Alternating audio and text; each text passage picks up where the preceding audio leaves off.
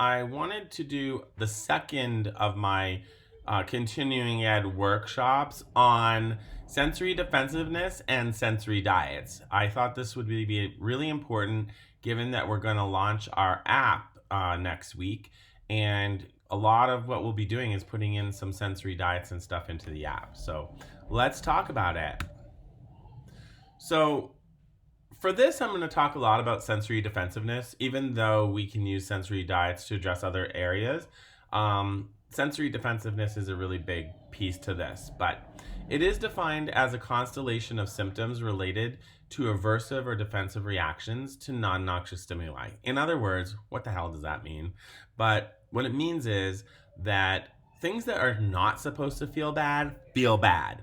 So putting on clothes feels like sandpaper. Brushing our teeth feels like when my mother-in-law cooked burgers with a gristle brush and I was pulling out little metal pieces and I thought I was going to die. That is an aversive response. That would be normal, but some people have that to just eating regular food or having their teeth brushed, etc.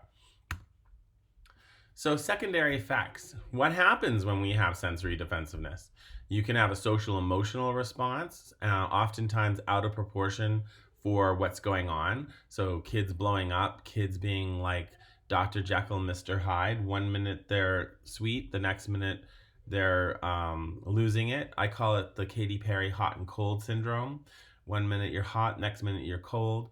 They can have postural deficits, some motor effects, and also gastrointestinal problems. So let's talk arousal level. Sensory defensiveness does impact on arousal level. Sometimes it can be misdiagnosed as an emotionally based disorder like OCD. Kids with sensory issues want to control everything around them.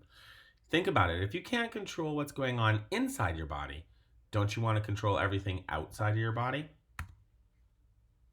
So we can look at this as being mild, moderate, severe. Mild is kind of less noticeable.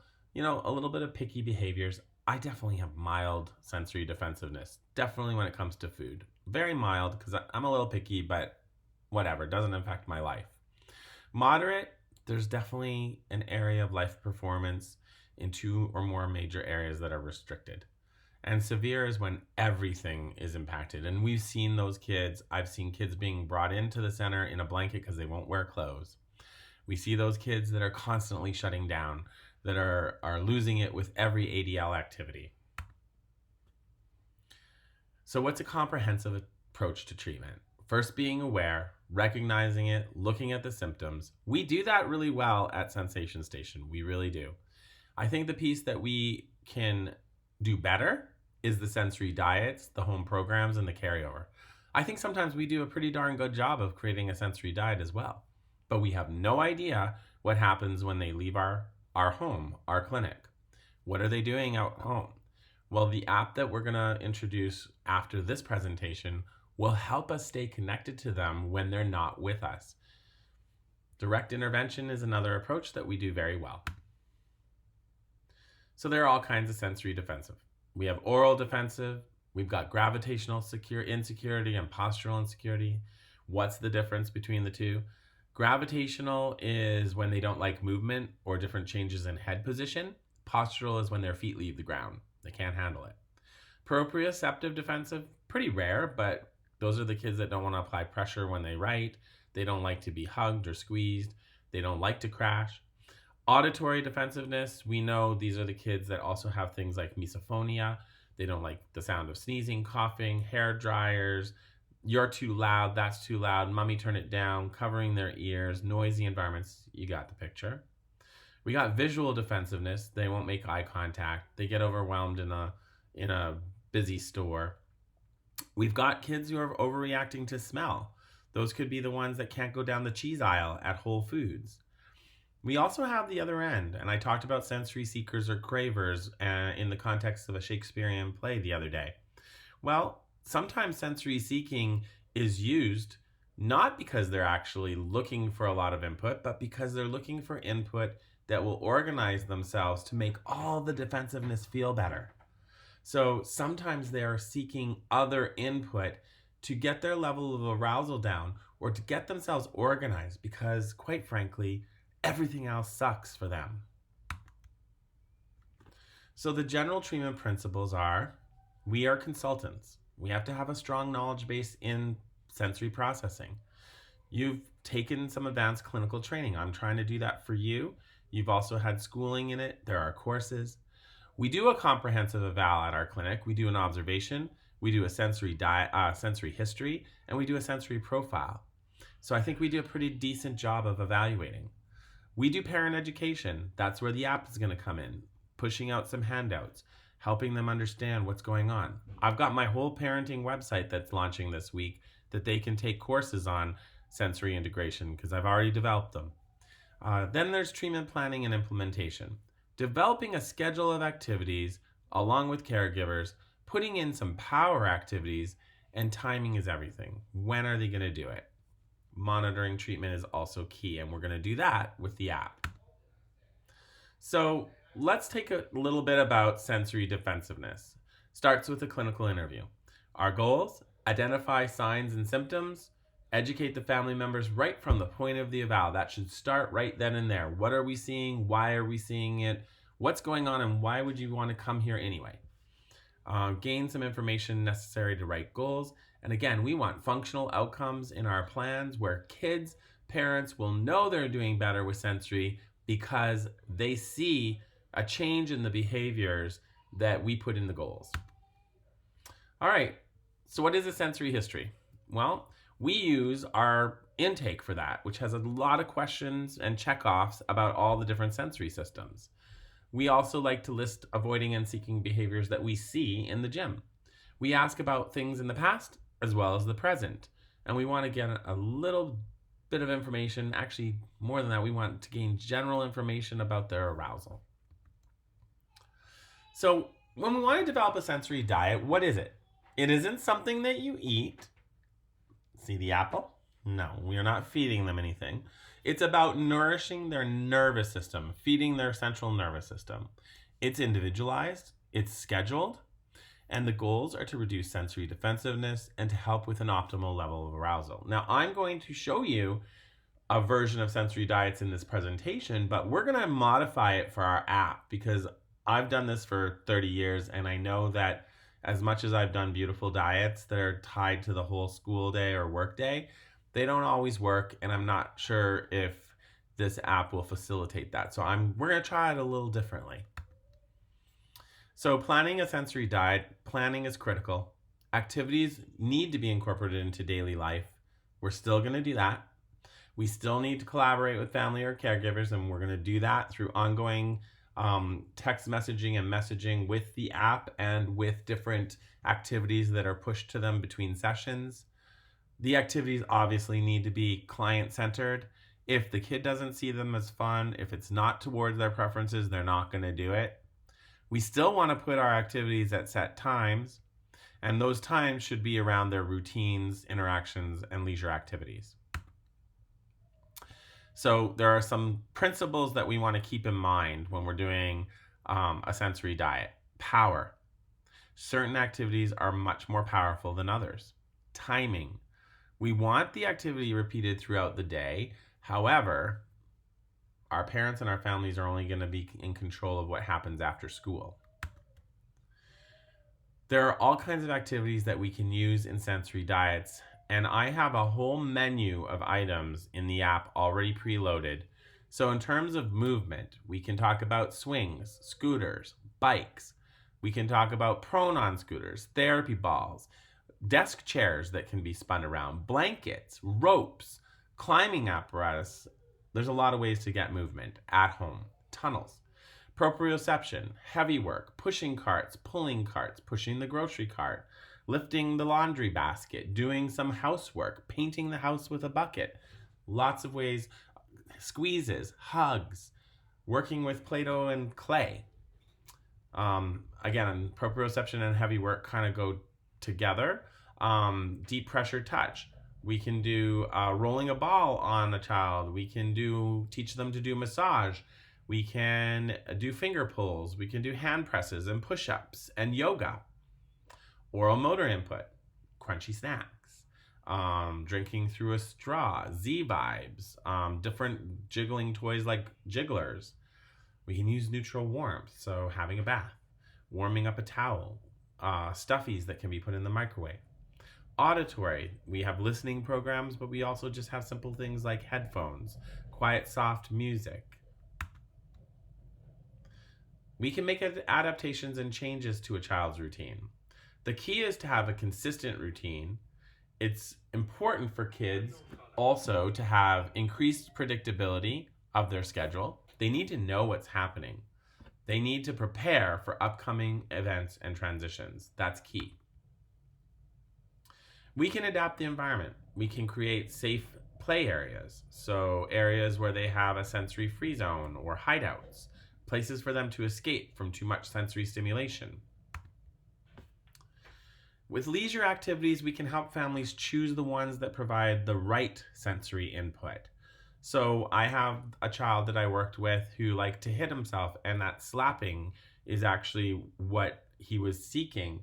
So basketball worked really well for him because he could slap the basketball.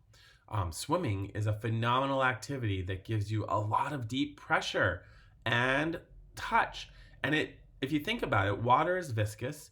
It's still touch, but it's almost like brings you back to when you were in utero, when you had floating around like a baby fetus in mom's amniotic fluid. Like, the pools are wonderful, especially a 97-degree water temperature, with just the right depth and some movement in the pool. Imagine just floating in the pool, with your ears underneath. You got to block out the world, block out the sound. I like to think about floating in the Caribbean and looking at the fish in the coral reef and how relaxing that is for me. Again, finding the right leisure activity that matches the child's sensory motor preferences is key. So when we want to talk about activities and what we're going to put in a diet, talk about their qualities, both pluses and minuses. Safety. What needs adult supervision? One of my things that I found when I'm doing diets is the more the need for adult supervision, the less likelihood that this is going to get carried over. Quite frankly, parents are making dinner. They're trying to do paperwork at home when they get home from work. God, I wish that wasn't the real world, but it is. There's multiple kids that need to attend to. They don't have time to sit and implement a sensory diet every day with their kids. And I wish they did, but the more you have that the family has to moderate or supervise or do with the child, the less likely you're going to get compliance. Motivation. What's going to motivate that child to do it? Now, the beauty thing about what we're doing with our app is that there's points awarded to doing it. And if they get a certain amount of points, they're going to be able to buy stuff. So we've kind of embedded a behavioral approach into our sensory diet. The behavioral piece is to get compliance. But the other part of that is motivation. It doesn't really matter how many points you get if you absolutely hate the activity. The kid's not going to do it. So you need to pick things that are innately organizing for the child. We want to incorporate the use of whole body actions as much as possible, because those are going to give you a lot of proprioception and a lot of heavy work, which we want in every single diet. The most powerful activities you can give are going to be movement. Vestibular is the most powerful. We can change levels of arousal with movement alone. Generally, movement that is fast, erratic, unpredictable is going to increase arousal. Movement that is slow, linear, and rhythmic is going to have a calming effect. We know that proprioceptive activities are very powerful for normalizing arousal levels. Proprioception, when in doubt, go with prope. We want to limit the number of recommendations. On here it says 7 to 10. I'm going to go with 3 on our app because I personally think putting 7 pictures on the app every week for them to look at every day is going to be visually very disorganizing and less likely for them to do. So we're going to try to keep it to 3, maybe 4. Again, consider their individual preferences. So this is what a traditional sensory diet would have looked like, where we would list the key daily event And by key daily event, we're looking at ones that cause problems. So where in the day are they having their issues? Is it around wake up, breakfast, lunch, dinner, bedtime, transitions? You put that event down and write it down. The idea is to put a sensory diet activity before the key daily event. The idea is to be proactive, not reactive.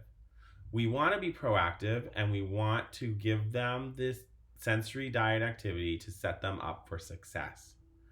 Now, when we start to talk about our app, I think what we can do is you can write a general note about instructions, pick 3 activities, and then basically tell them when to do it. If they have trouble with dinner and bedtime, you will tell them to do the 3 activities that you chose every day prior to dinner and bedtime, and keep it simple.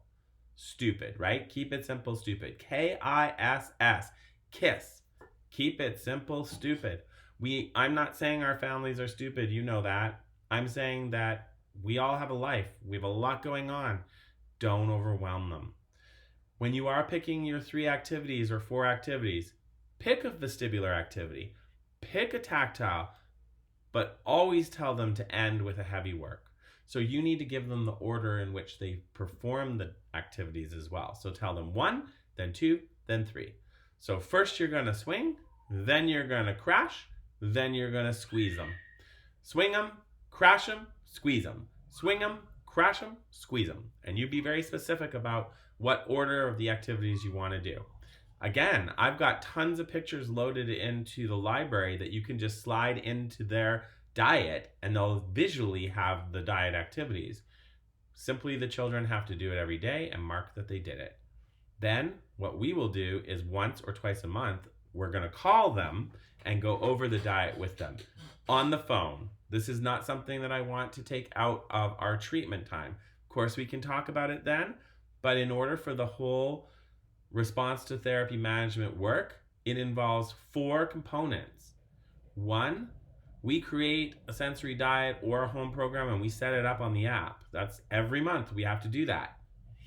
Then every month we need to see that those kids and families are spending at least 16 out of 30 days doing our activities. So we need to encourage them through constant text messaging and sending them motivational messages and Snapchats throughout the week to make sure that we keep the motivation and momentum going. And that's why we're going to do the point system, and they get to buy stuff if they do 1,600 points or whatever it is to get them to 16 days. If they do that, we get to be able to bill for 2 times for monitoring it. And it's not even all about the billing, guys. It's about actually making sure that they're doing what they're doing, because we've never been able to check on carryover before. So this is a wonderful opportunity. And the last piece of it is we at least have to continuously talk to them either on a call or a telehealth visit at least once a month, and it has to be outside of their treatment time. And part of that is the time that we have in our gym is incredibly valuable. It's only 40 minutes. I don't want us taking 20 minutes out of our treatment time in the gym when they're only coming once a week to be discussing this, when we actually can get paid to do it outside. And we have downtime, all of us. Well, some more than others, but we're going to make this work. And if I have to help out, or I have someone that can help you out to make those calls to see how it's going, we're going to do that. And that's how this is going to roll. And we're going to keep data, and we're going to see if our clients are happier, because they are actually going to be entering into a system their satisfaction. And we're going to keep data on that. And they're going to go push those right to the Google review on our sites, our Facebook, our website. So this is a really cool, continuous quality approach to therapy, and I'm very excited about it. So in this slide, you can see all kinds of different heavy work activities for parents. And again, I've got some pictures of these in the app, and if I'm missing any, you guys can add to it. You'll have access to add pictures. Just go find a picture or snap a picture. You can always snap pictures of your kids doing the activities and put your own kids in the app. Just don't put children's pictures in the general library, because we cannot share a picture of Johnny with Sally because Johnny didn't give permission for Sally to see him. Okay? So these are a ton of activities that we have here. Moving furniture, laundry bags, pulling kids on a blanket sheet, heavy trash can, push on the stroller, pillow fights. So I don't even know if I have all of these on there, but I've got a lot of them. Here's some references. This is based on an adapted version, or I adapted it from the Will Barger course I took on sensory defensiveness, as well as where I learned to do the deep pressure protocol, which I don't even believe you can find a course on anymore. I'm happy to teach you all the deep pressure protocol, and I'm happy to put that into every single sensory diet if that's something that you want. Hopefully you found this helpful, and it's a great preamble to our next in-service, which is going to be creating home programs and using the AC Health app. All right, I'll see you all in the clinic soon.